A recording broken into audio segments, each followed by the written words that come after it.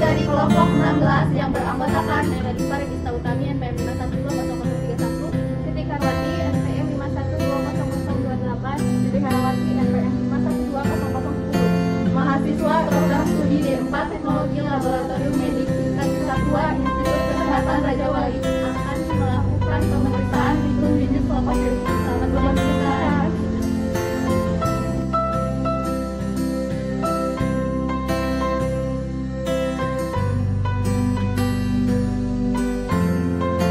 Tahap pertama yang kami lakukan yaitu tahap pra-analitik, di mana pada tahap ini kami menyiapkan alat bahan yang digunakan serta pengambilan sampel darah pena untuk diperiksa.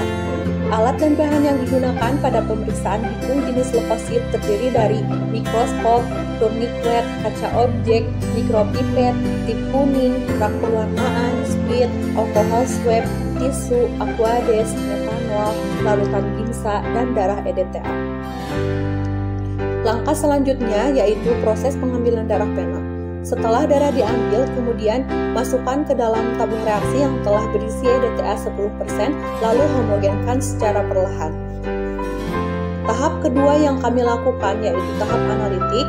Tahap analitik merupakan tahap pengujian sampel sehingga diperoleh hasil pemeriksaan.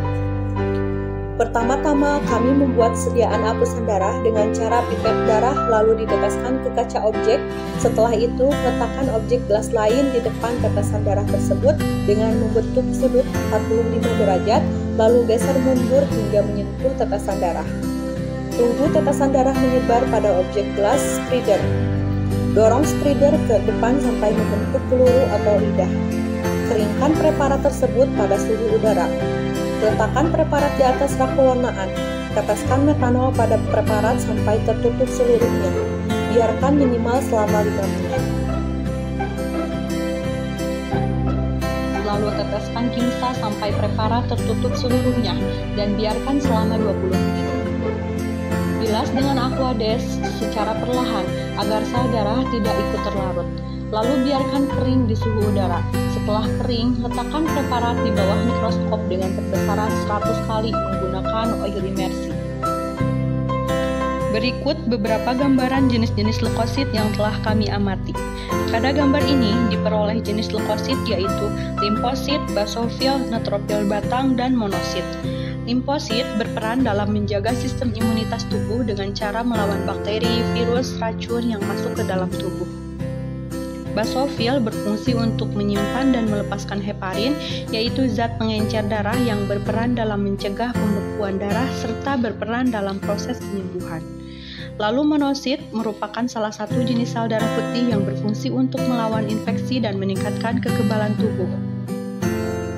Lalu, pada gambar ini terdapat neutrofil.